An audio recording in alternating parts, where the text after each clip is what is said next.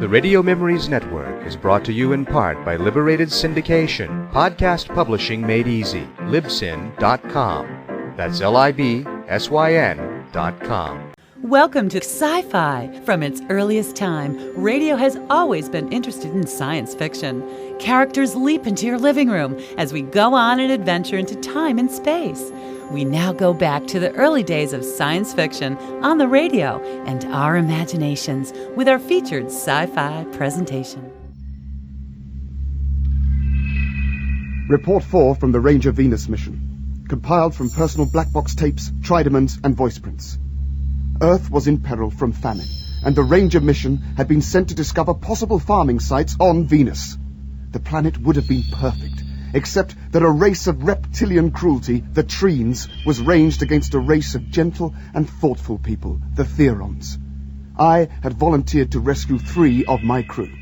Disguised as a blue Atlantine, slave of the Treens, I had ventured into the Atlantine reservation.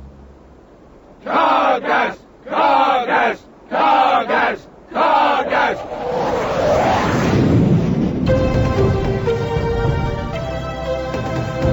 Dan Dare, Pilot of the Future. Dramatized for radio in 4 parts by Nick McCarty. Part 4, Battle Stations. The Atlantines raised their arms in salute. One of them returned to me my wig with a built-in translator, which I had to wear to understand their speech.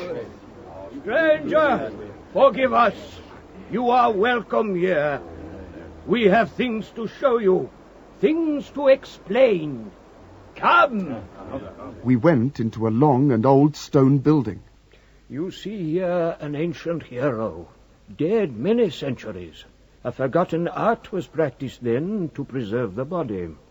Standing in a dark alcove stood a man of about 6 foot, dressed in loincloth, carrying a spear, and only the palest of pale blue. He lived and died a free man.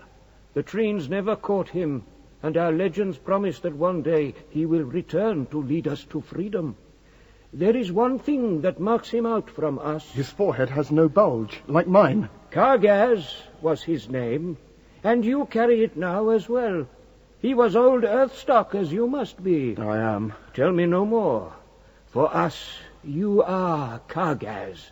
You will help us win our freedom. And you can help me release my friends who are prisoners of the Mekon. We will try. The Treens are coming! They round us up like animals. Make us fight people we have no fight with. It struck me that joining the Treens' army might speed up my getting to Mekonta. Meanwhile, in the Mekon's audience chamber... Remove the shield over the flame belt. Yes, Send reconnaissance planes over Theron land. Yes, Omicron. Make the reflexor spacecraft ready for takeoff. Prepare for war. Treen stormtroopers marched us Atlantines to the nearest police post, and from there we were herded into electro-centers.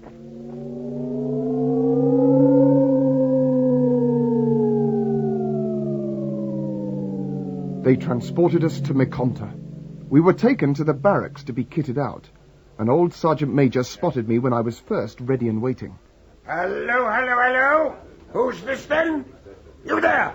Stand up when I talk to you, you horrible little man! You know who I am. I am the cohort Dapon-in-Chief, and you horrible little... I know a reservation lad when I see one, and you are not one of them. Who are you? I had no option. I briefly lifted the front of my helmet. What? Well, Cargas. Will you help me? To the last drop of my blood. I've prayed all my life that you turn up. Just give your orders. Meanwhile, in the Mekon's audience chamber... We have observed you Earthmen to be stronger than we thought. Oh, heck. I'd love one of Auntie Anastasia's aspirins now. We have found a way to defeat your planet without giving ourselves too much trouble. You are mistaken, sir. Humans are emotional to the point of weakness. We have ways of playing on that. You will help us. We will not. Never. I think you will. Count me out, you stinking old toad. Hear me. I, the greatest, the all-seeing and all-wise, know how to defeat these zeros. We will send a ship to Earth with pictures of the prisoners, as if injured on landing, but now being looked after. They will make a recording telling their fellow men how good and kind we have been. We will promise those fools on Earth food, but first we will tell them we have to build a transfer station on the moon. And then we will have our telezeros installed, and the Earth, with its great magnetic fields, its minerals and its industries, will be ours to pluck. Its population, our slaves, we will rule the universe. You're balmy. You will pose for some pictures, record your messages, and then you will be spared to work in the mines at our North Pole. I can smell rats of you, but close by. Green, nasty, and putrid. Words, Digby, do not hurt me. Now, we will put Miss Peabody into the gas chamber. What, eh? And you may watch her slow and excruciating death on the telescan. I'm sure you'll enjoy it. You swine! Hold on a minute, sir. A message, you said, to whom? Yes, I want to tell Auntie Anastasia how much I miss her. Digby, I order you not to give in. We don't have a chance, Sir Hubert. And Miss Peabody might be gassed. Then he winked at me, old Dig. Something was going through his mind. I wasn't sure if I could handle it or not. Sir Hubert refused to talk to me. In his eyes, I was a traitor, and I could hardly explain there and then what I was trying to do. Meanwhile, unbeknown to us... Left! Left! Left! Halt! Position of first degree! Move! Good! Good! The Dapon-in-Chief was a typical Sergeant Major on the face of it. Curling moustaches, blue face, almost purple in parts, the bulging forehead of the true Atlantine Venusian. His priestly forefathers had taught him English. I did my best. While the old boy drilled me, his son checked the whereabouts of Sir Hubert, Digby, and Miss Peabody. Position of alert! Good! We'll make a soldier of you yet! Father, I've found the Earth prisoners. They're done for, I'm afraid. Having heard what his son had to say, the old boy charged across the parade ground and assembled his men. On that double! I will call you Dan, your Earth name. The Treens will have you locked up double quick if they hear the name Gargas. Now, if they take your people to the pole, as my son says they will, they'll never be got out of the mines, never. But the Treens will want an escort for them, eh? Now, fact one. You have recorded the message for your Earth parents? It's not my parents, Meekon. Me auntie. I've got it written down here. Let me see. I've done what I was asked. I've told them that the others were not yet well enough to send a message, but they were being well cared for. I did everything you wanted. Yes, I can see you have.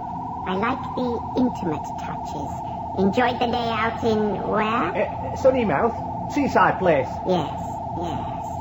Add his message to the photographs. Yes, Omika. Commander, First Army, you are ready? Yes, Omikon.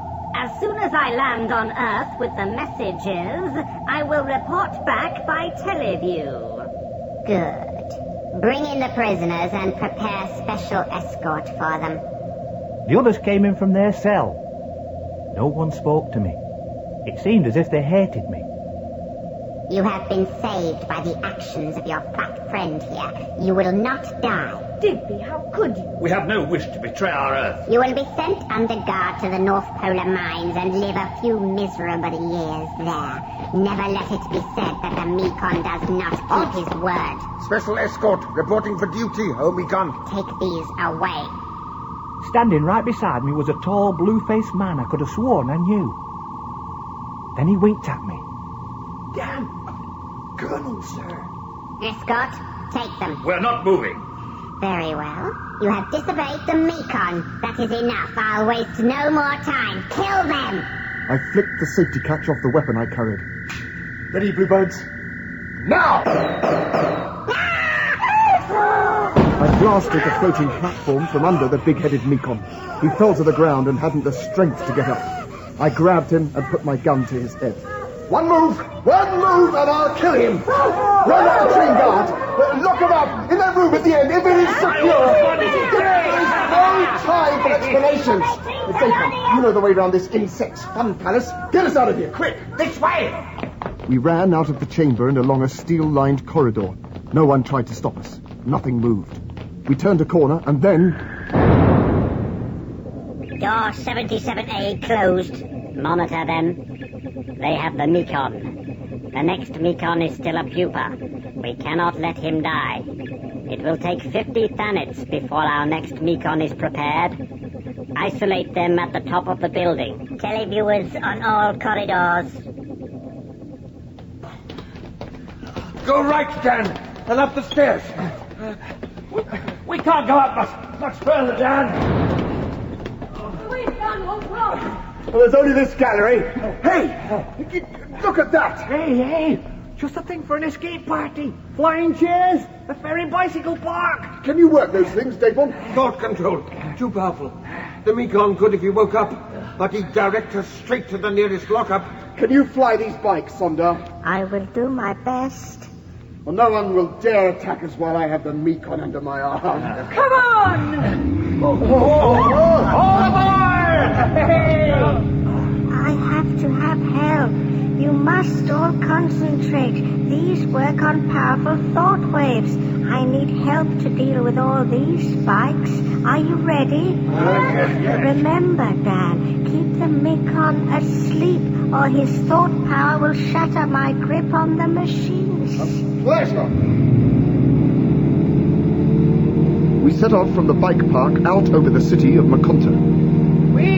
Cause you look sweet, sat on a seat of a bicycle made for two. Digby, what have you got to sing about? You betrayed us. Me, miss, the vigil look and the following wind. If they do deliver those messages, my auntie is going to smell a rat. You'll see. Look out behind! Hey! They were coming at us mob-handed, a complete battle squadron. Cease this foolishness. You are surrounded and have no chance of getting away. You fly away, Sunshine. If you don't give us a clear sky, I'll snap this Wonder Boy's neck over my knee. It worked, Dan. They're shearing off. Sondar was magnificent. He managed to hold us on course to the space station and the waiting rocket ship. No one gave us any trouble there once I held up their Mekon by the scruff of his chicken neck.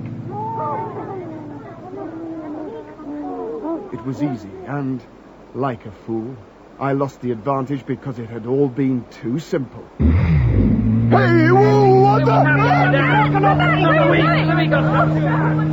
Mekon had been waiting his chance. He flew the bike away from the space station and the rocket ship on the launch pad and out over the purple lake with me still on it. No way could I override his massive brain power. You see, Colonel Dare 2 can play the hostage game. I can sling you off, you little pipsqueak. Do that and the bike will deliver you where I have preset it to go. My guards will kill you so exquisitely, and your friends will die too. They could take the rocket. They won't. They are humans, so loyal, pathetically sentimental. They will try to rescue you. I have a small surprise for you, Mekon. A present from the Theorons. A demagnetizer. Can you swim? You think I have time for foolish sport? Too bad. I press the button on this and the bike will fall out of the sky and into the lake. It destroys the magnetic field. What's your brain going to do about that? Here goes. You fool!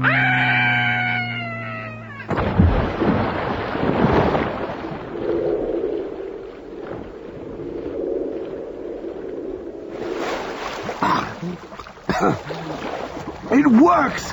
It cut the motors great! The Mekon fast, or you will drown! They picked up the little insect and then turned for me. Death rays churned up the water around my head. I died.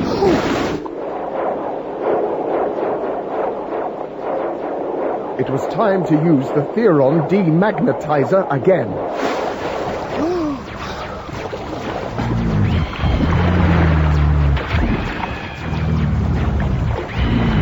They dropped like stones. They were too busy trying to save the life of the Mekon and themselves to bother much about a lone bike dropping down towards us. There! Sondar, you old beauty! I grabbed the trailing edge of the bike and Sondar steered it ashore.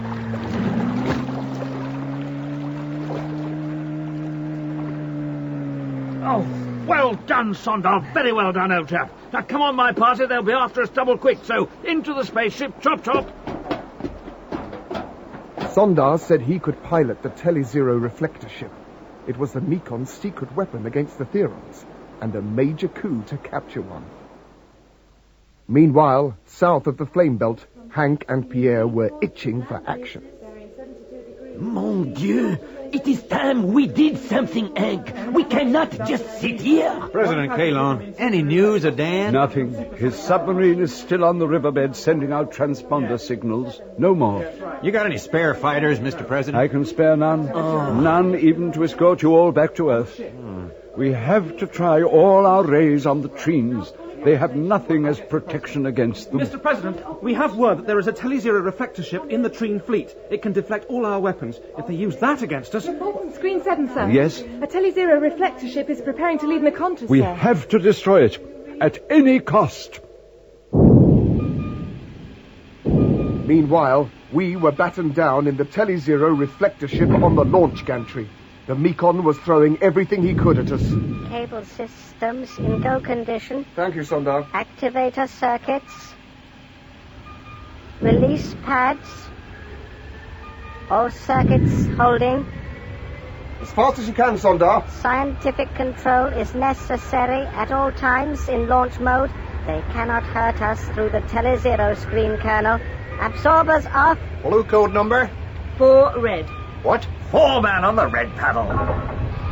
What on earth? They're attacking the supports. We have no time for checks. Button black code 1 on purple panel. Check. Fired.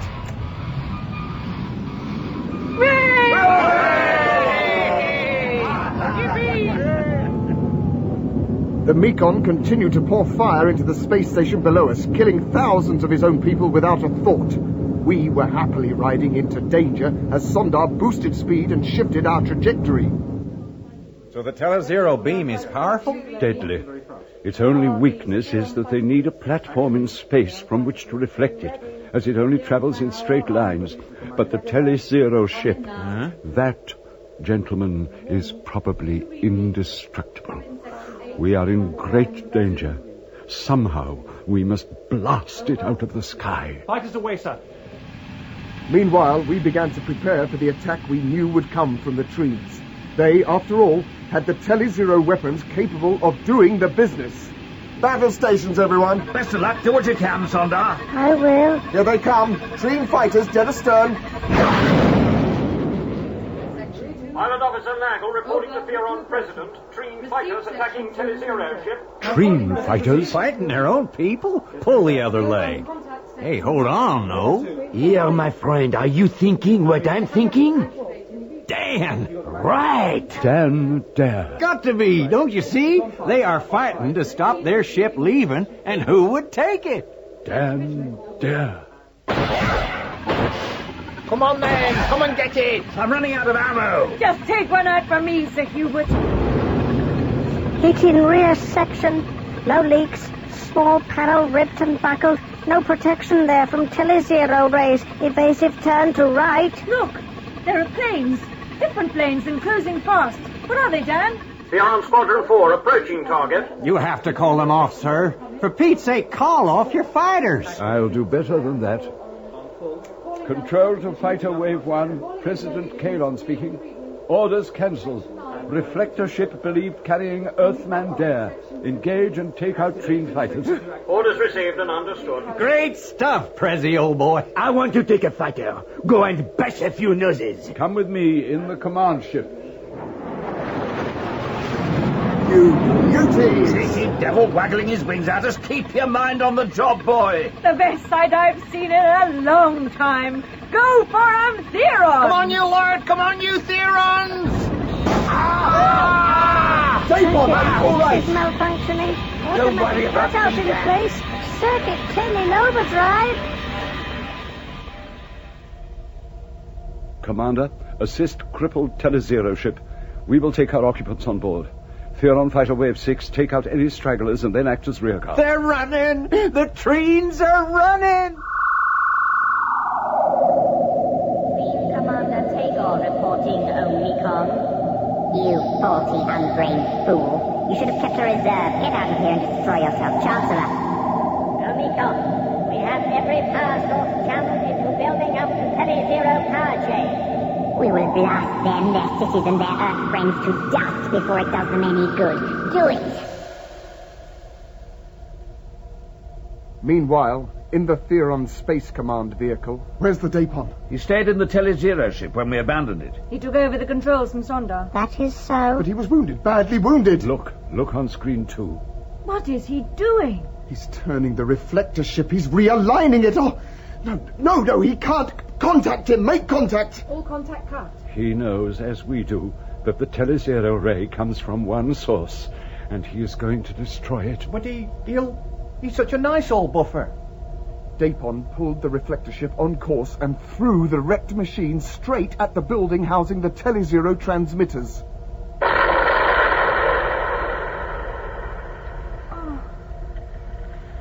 It was great.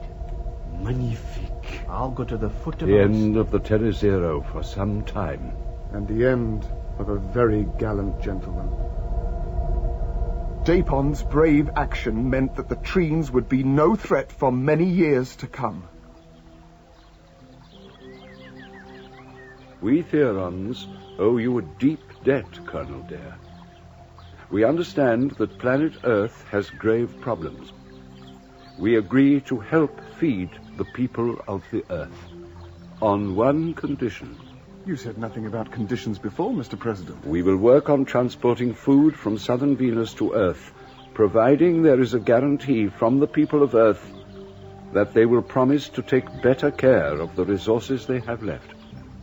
Time could run out again if they do not, and even our supplies are finite. We will need that promise. I think, Mr. President, that there will be no problem with that.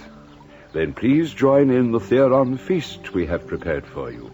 No vitamin pills, Digby, I promise you. Bayek, will you look at that spread, eh? Mr. President, sir, an urgent message from control. Gentlemen, I am sorry to say there is a problem. The Treens are reported to have sent a battle fleet on a heading 87 degrees by 52. Direction, Earth. The Treens' first warship and reconnaissance flight headed across space for Earth, while Theron experts struggled to get a ship ready to take us home. We were too late.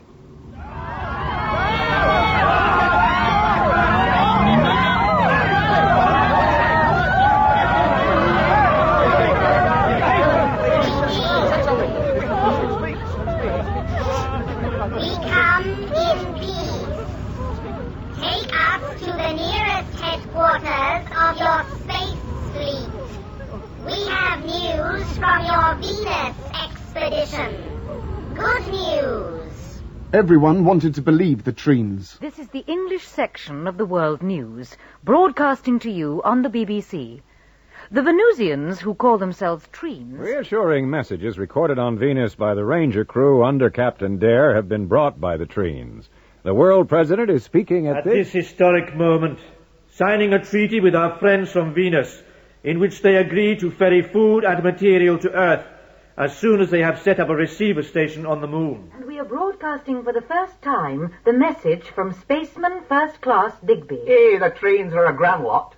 We are in an oxygen room in a fine hospital looking out over a beach. It reminds me of our hotel room on that holiday we had in Sunnymouth, Aunt Anastasia. Do you remember? What? In May, wasn't it? Eh? That's it. May Day Sunnymouth. What? It is like Sunnymouth here. Fiddlesticks. By heck. Phone. Give us the phone. Police? That message from Digby in space. Poppycock. I want a word with the chief. Young man, I can have you out of your job in a time to say night. Now, jump to it, Sonny Jim, or else. He didn't know Aunt Anastasia, nor did the people at Space Fleet HQ. Who on earth? Aircraftman Digby's auntie. You the manager? I am Colonel O'Reilly, Supreme Commander. The message from my Albert was a fake, was a warning. The Treens, or whoever they are deceiving you. Now, madam, I hardly think you could know. I brought Albert Fitzwilliam Digby up from the age of 5. He was only once in Sunnymouth, in October, not May, and he hates the place like poison. Have a newspaper cutting will tell you why. Here. Mistaken identity, Albert Fitzwilliam Digby of West Bank, Wigan, released from custody, held for a week as man police have been searching for. Suspect in the Hammersmith murder. He was in prison, accused of murder all the time he was in Sunnymouth. Wrongfully. And not May either. All wrong. A warning of some sort. May? May Day, he said. May Day. May Day is the international call sign for emergency. Sunnymouth. Wrongfully imprisoned. You're right. I know I'm right. Albert Fitzwilliam Digby is no fool. He knew I'd sort it out. Get me the PM. And a detachment of the International SAS to be put on full alert. This is Dan Dare calling Earth. This is Dare calling Earth. Are you receiving me? Over. Oh, you, Stig. We'll just have to try and speed this old ship up somehow. No chance of that, sir. Dan Dare. Who's that? This What? is Earth. Listen, what? World President speaking. We have just eliminated the Treen menace. Eh? Thanks to you and your man Digby. Congratulate him on his warning.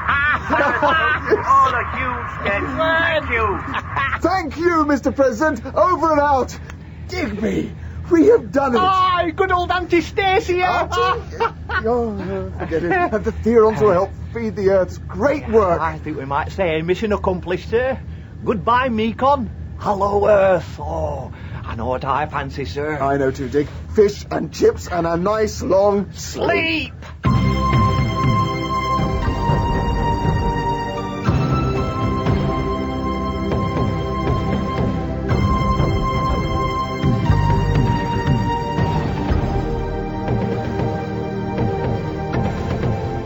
In the final part of Dan Dare, Pilot of the Future, dramatized for radio by Nick McCarty, Mick Ford was Dan Dare, Terence Alexander Sir Hubert, Donald G. Digby, Zela Clark Professor Peabody, William Roberts Hank, Sean Barrett Pierre, and Richard Pierce the Mekong.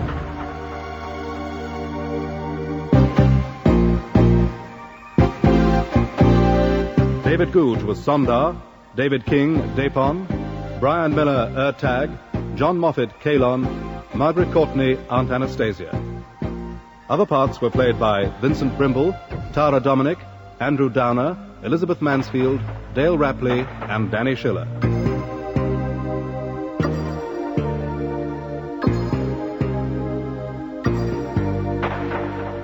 The music was composed and played by Wilfredo Acosta.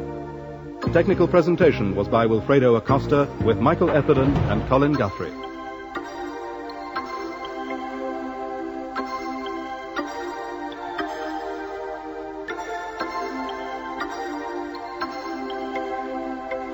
Dan Dare was directed by Glyn Dearman.